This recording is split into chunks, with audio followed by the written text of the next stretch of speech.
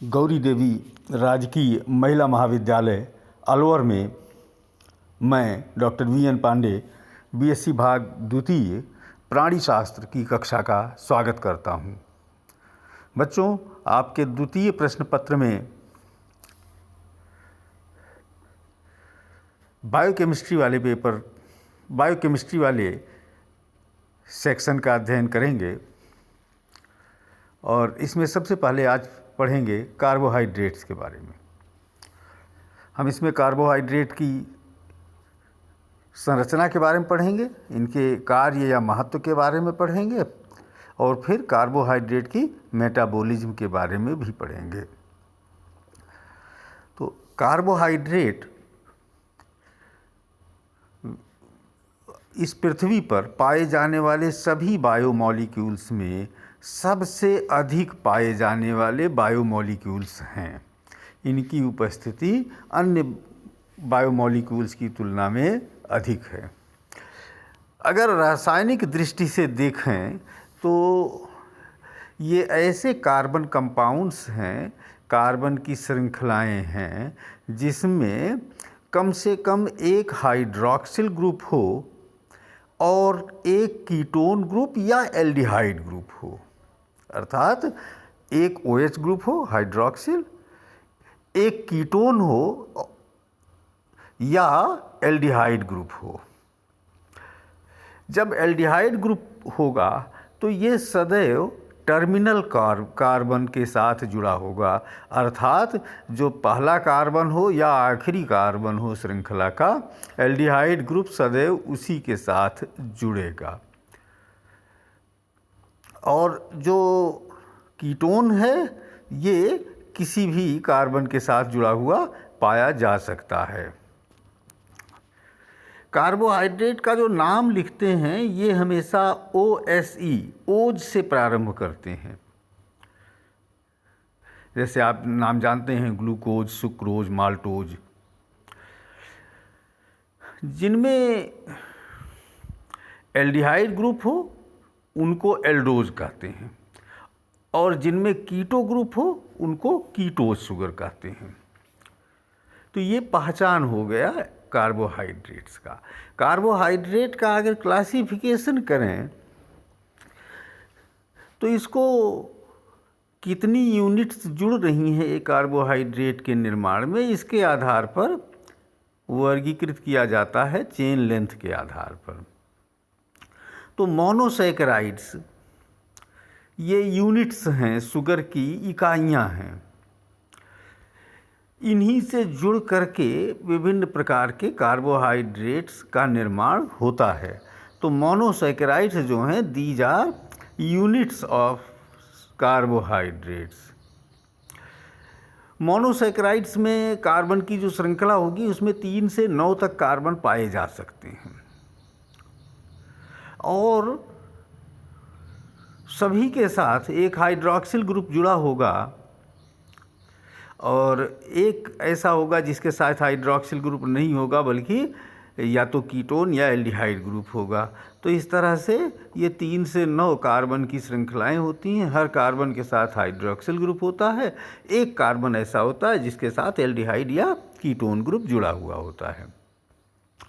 Monosaccharides का chemical formula है CH2ON, अर्थात जितने कार्बन होंगे उतने ही ऑक्सीजन होंगे और उनके डबल मात्रा में, उनके 2 गुना मात्रा में हाइड्रोजन पाया जाएगा। ये मोनोसैकेराइड्स का स्टैंडर्ड केमिकल फॉर्मूला है। इनके नामकरण जो करते हैं वो इस आधार पर करते हैं कि कितने कार्बन इस चेन में पाए जा रहे हैं। 3 कार्बन हो तो ट्रायोज, 4 हो तो टेट्रोज, 5 कार्बन हो तो पेंटोज, 6 कार्बन हो तो हेक्सोज, 7 हो तो हेप्टोज, 8 हो तो ऑक्टोज और 9 कार्बन हो तो उनको नैनोज प्रकार की शुगर कहा जाता है। ये सभी मोनोसैकेराइड्स हैं। मोनोसैकेराइड्स में आइसोमेरिज्म भी पाई जाती है। अब जैसे ग्लूकोज और फ्रुक्टोज है, दोनों का एक जैसा ही केमिकल फॉर्मूला है, लेकिन जो ग्लूकोज है ये एल्डोज है, इसमें एल्डिहाइड ग्रुप है, और जो फ्रुक्टोज है वो कीटोज है, उसमें कीटो ग्रुप है। बहुत से मोनोसैकेराइड्स स्टीरियो आइसोमेरिज्म दिखाते हैं। इनमें सारी रचनाएं एक समान होती हैं, कोवेलेंट बॉन्ड्स भी उसी प्रकार होते हैं, लेकिन जब उनके 3 डायमेंशनल पोजीशन देखते हैं, that means angles of different bonds, वो वेरी करते हैं। इसको स्टीरियो आइसोमेरिज्म कहते हैं। जैसे ग्लूकोज और गैलेक्टोज, ये एक दूसरे के स्टीरियो आइसोमेर हैं और सिमिलर दिखाई देते, एक जैसे दिखाई देते हैं। ये जो मोनोसैकेराइड्स हैं या शुगर्स हैं, इनमें जो हाइड्रोक्सिल ग्रुप है, जैसा मैंने बताया हर कार्बन के साथ OH या हाइड्रोक्सिल ग्रुप जुड़ा हुआ है। अब ये हाइड्रोक्सिल ग्रुप लेफ़्ट साइड में है या राइट साइड में है, इससे बहुत अधिक अंतर पड़ता है इनके कैरेक्टरिस्टिक्स पर। इन्हीं के आधार पर स्वाद और केमिकल रिएक्टिविटी इनकी निर्धारित होती है। तो ये बहुत महत्वपूर्ण होता है कि ये हाइड्रोक्सिल ग्रुप कहाँ लोकेटेड है कार्बन के।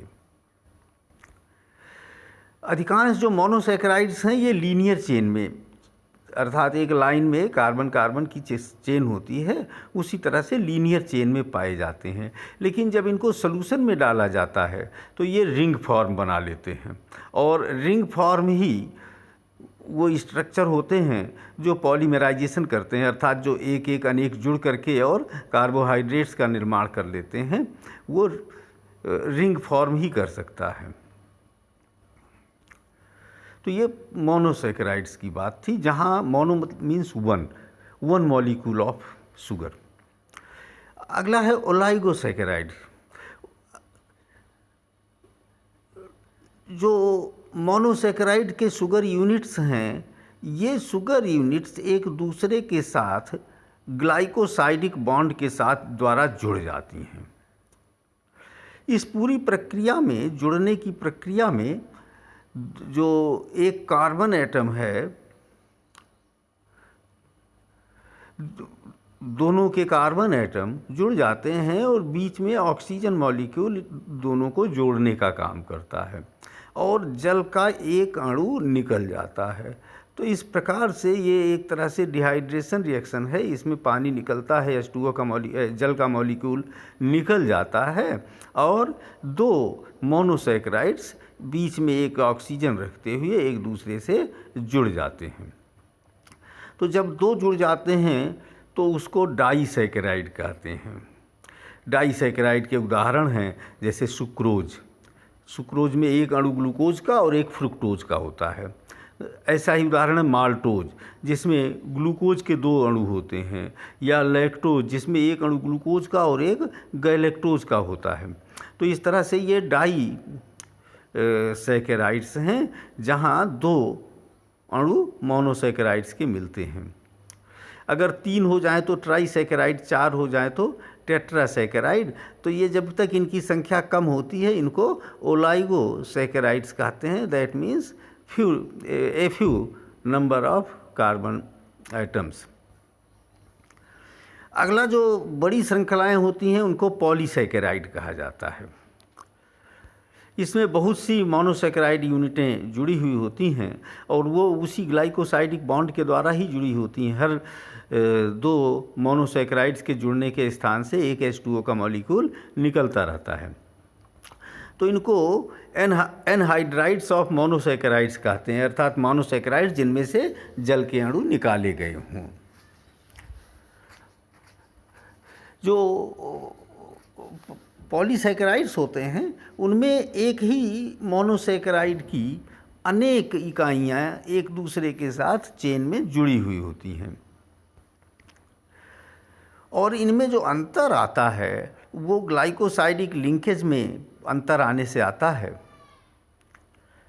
तो किस तरह से वो चेन से एक दूसरे के साथ जुड़ रही हैं, किस तरह से ब्रांचिंग हो रही है और कितनी लंबी चेन है, इसके आधार पर इनके लक्षणों में अंतर आता है पॉलीसैकेराइड्स के। तो कुछ पॉलीसैकेराइड्स के प्रकार देखते हैं। सबसे पहला स्टार्च। ये पौधों में पाया जाने वाला मुख्य कार्बोहाइड्रेट है स्टार्च। ये ग्रेन्यूल्स के रूप में, कण या दानों के रूप में इकट्ठा किया जाता है। जो नेचुरल स्टार्च होता है ये जल में घुलनशील नहीं होता है और आयोडीन के साथ क्रिया कराने पर ये नीले रंग उत्पन्न करता है। स्टार्च दो प्रकार के हो सकते हैं। जो सीधी श्रृंखला स्ट्रेट चेन वाले स्टार्च होंगे उनको एमाइलोज कहा जाएगा, और जिनमें जो कार्बन चेन है वो शाखित होंगी, ब्रांच्ड होंगी, उनको एमाइलोपेक्टिन कहलाते हैं। तो ये दो प्रकार हैं स्टार्च के, एमाइलोज सीधी चेन वाले और एमाइलोपेक्टिन शाखायुक्त या ब्रांचिंग वाली चेन वाले। सामान्य तौर पर जो स्टार्च मिलते हैं उनमें दोनों ही मिला रहता है, एमाइलोज और एमाइलोपेक्टिन, और दोनों के अनुपात भिन्न भिन्न होने से अलग अलग सोर्सेज से प्राप्त स्टार्च के लक्षण भी भिन्न भिन्न प्राप्त होते हैं। इनमें अल्फा डी ग्लूकोज होता है जो कि 1,4 ग्लाइकोसाइडिक लिंकेज के द्वारा जुड़ा हुआ होता है। दूसरा पॉलीसैकेराइड है ग्लाइकोजन। ये एनिमल्स का रिजर्व कार्बोहाइड्रेट फूड है जो कि लीवर और मांसपेशियों में रिजर्व रहता है, पाया जाता है। ये भी एमाइलोपेक्टिन की तरह है, लेकिन इसमें चेन कम लंबी होती हैं और बहुत सारी शाखाएं होती हैं, ब्रांचिंग अधिक होती है, चेन लेंथ कम होती है। ब्रांचिंग से ही इनकी घुलनशीलता निर्धारित होती है। जितना अधिक ब्रांचिंग होगी उतना ही अधिक घुलनशील होंगे, जितना कम ब्रांचिंग होगा उतना कम घुलनशील होंगे।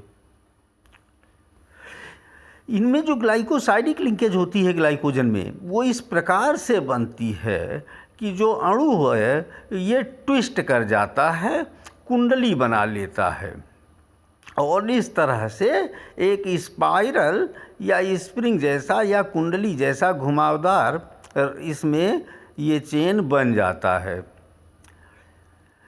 इस तरह से कॉइलिंग करने का उद्देश्य होता है कि कम स्पेस में अधिक से अधिक मॉलिक्यूल्स रखे जा सकें, स्टोर किए जा सकें ग्लूकोज के।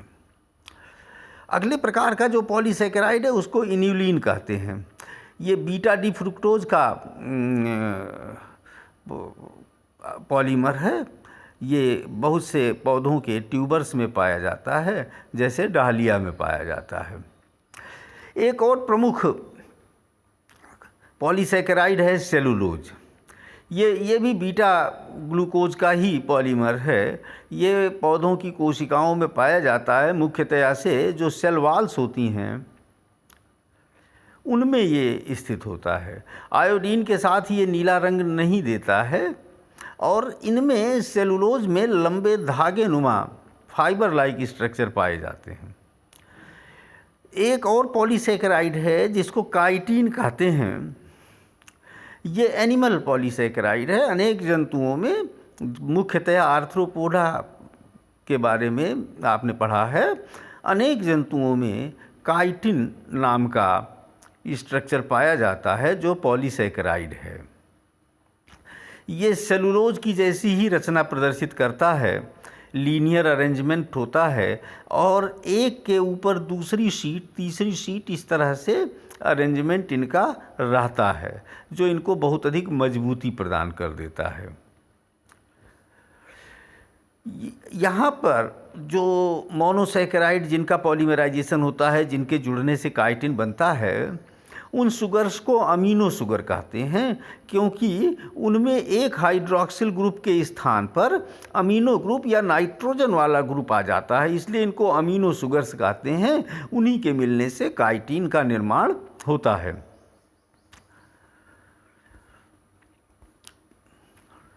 और म्यूकोपॉलीसैकेराइड्स होते हैं, ये भी अमीनो शुगर्स के ही और यूरोनिक एसिड के मिलने से बनते हैं।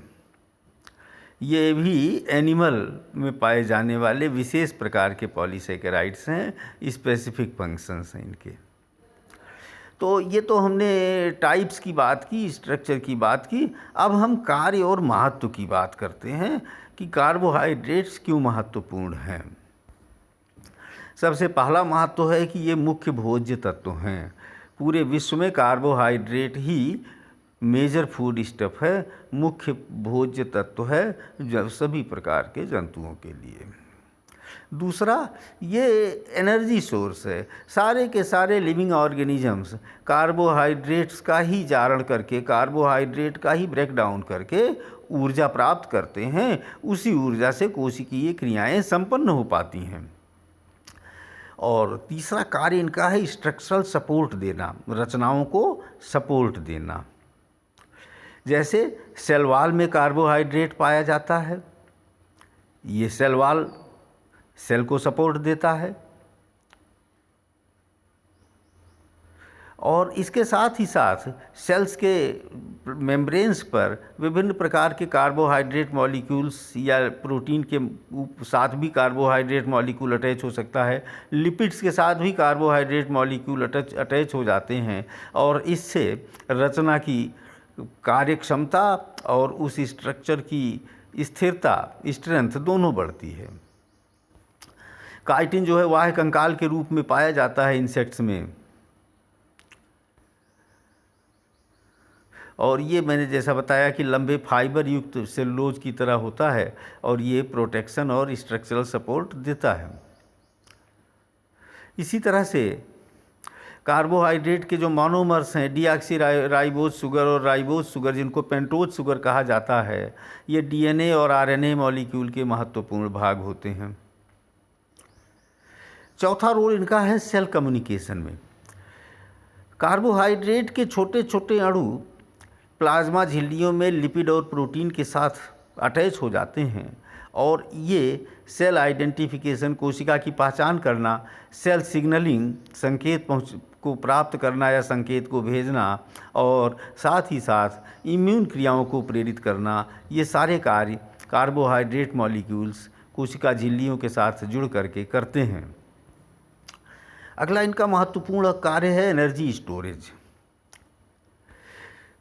ये कार्बोहाइड्रेट ही ऊर्जा को संग्रहित करने का, चाहे स्टार्च के रूप में संग्रहण हो रहा हो, सेलुलोज के रूप में हो रहा हो, इन्यूलिन के रूप में हो रहा हो या ग्लाइकोजन के रूप में हो रहा हो, शरीर में ऊर्जा का भंडारण सभी जंतुओं में मुख्यतया कार्बोहाइड्रेट के रूप में ही होता है।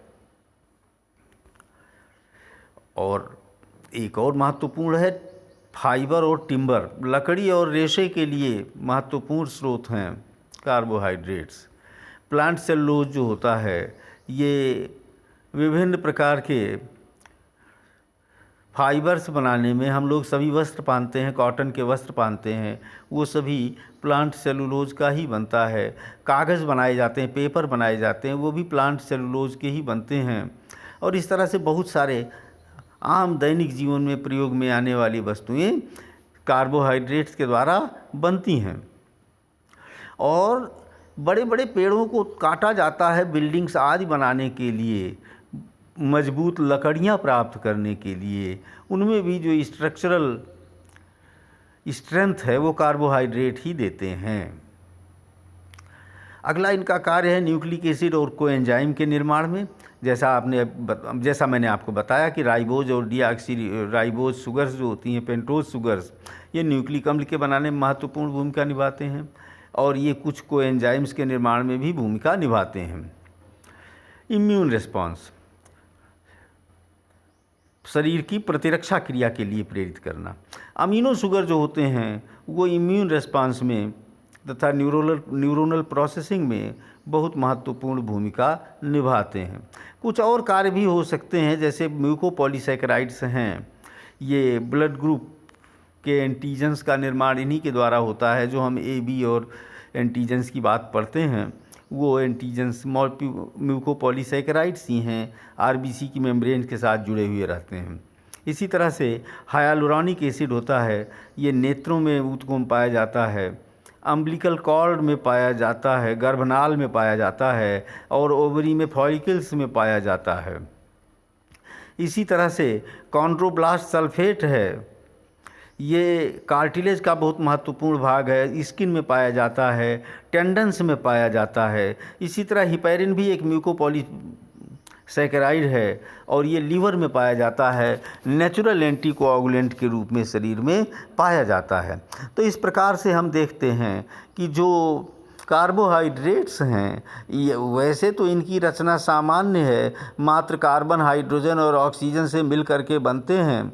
कहीं कहीं अमीनो ग्रुप्स जुड़ जाते हैं, किंतु जैसा हमने देखा प्रकृति में इनका कार्य बहुत महत्वपूर्ण है और इनकी उपलब्धता भी अन्य बायोमॉलिक्यूल्स की तुलना में अधिक है। आगे हम अगले लेक्चर्स में कार्बोहाइड्रेट की मेटाबॉलिज्म पढ़ेंगे। धन्यवाद बच्चों।